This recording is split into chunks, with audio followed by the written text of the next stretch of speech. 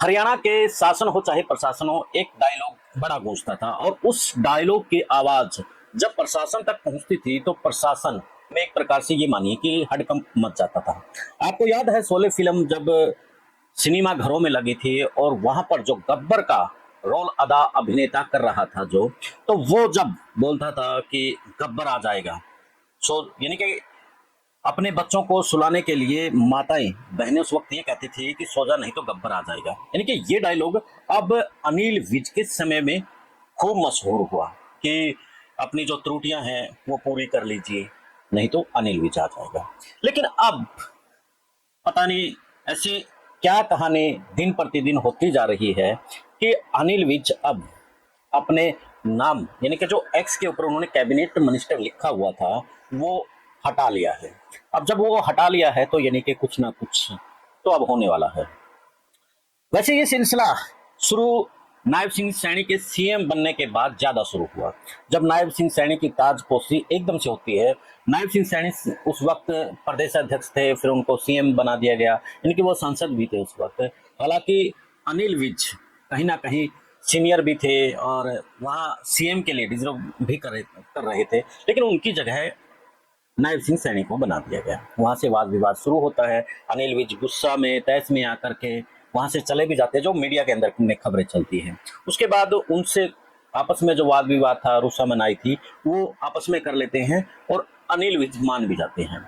और उसके बाद यानी कि उनको कहीं ना कहीं उनका फिर डिमोशन कर दिया जाता है और 2024 के चुनाव में जो सूत्र बताते हैं उनको हराने की भी कोशिश होती है, लेकिन वो चुनाव जीत जाते हैं। अब फिर जो खेल हो रहा है पिछले दिनों से, जिस तरीके से अनिल विज ने लिखा था कि मेरे अम्बाला जो उनकी जो विधानसभा है अम्बाला, वहां पर एक पैरेलल एक भाजपा का संगठन तैयार किया जा रहा है और वो शीर्ष नेतृत्व के उसमें यानी कि एक बाईपास रास्ता तैयार किया जा रहा है अनिल विज को हटाने का।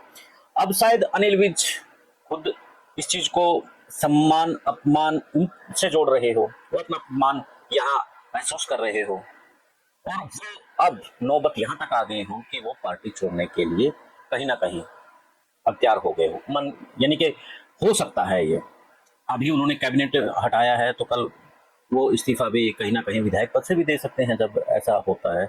अगर ऐसा होता है तो कहीं ना कहीं बीजेपी के लिए मुसीबतें बढ़ेंगी, क्योंकि बीजेपी का अब जिस तरीके से उनके प्रति रोष दिन प्रतिदिन बढ़ता जा रहा है तो कहीं ना कहीं वो नुकसान होने की संभावना रह सकती है। तो अब अनिल विज अगर इस्तीफा दे देते हैं, उनको फर्क पड़े या ना पड़े, लेकिन जो उनके फरियादी थे देश हमारे यानी कि हरियाणा के अंदर एक बात बड़ी मशहूर थी कि जब आपकी शासन ना सुने प्रशासन ना सुने तो आप विज के पास जाए, यानी कि एक प्रकार से उनको इंसाफ का देवता की तरह देखा जाता था कि वही इंसाफ करेगा और वो इंसाफ कहीं ना कहीं करता भी था। वो किसी के दबाव में नहीं आता था, अधिकारी उसे कांपते थे। तो अब जो फरियादी है वो भी हताश और परेशान है अनिल विज के जो कैबिनेट पद जो हटाया है उन्हें। अगर इस्तीफा दे देते हैं तो फिर कहीं ना कहीं जो फरियादी हैं वो और भी ज्यादा परेशान होंगे, हताश होंगे कि हमारी कोई तो सुनने वाला था। प्रशासन में जाते थे कि मैं विज को शिकायत कर दूंगा, तो प्रशासन अधिकारी भी कहीं ना कहीं दबाव में आते थे। खैर, जिस तरीके से अनिल विज ने अभी जो अपने एक्स से कैबिनेट हटाया है, तो क्या लगता है कि अनिल विज मिनिस्टर पद से इस्तीफा देंगे या नहीं? कमेंट करके जरूर बताना। जुड़े रहें इनसाइडर मीडिया के साथ। जय हिंद, जय भारत, जय हरियाणा।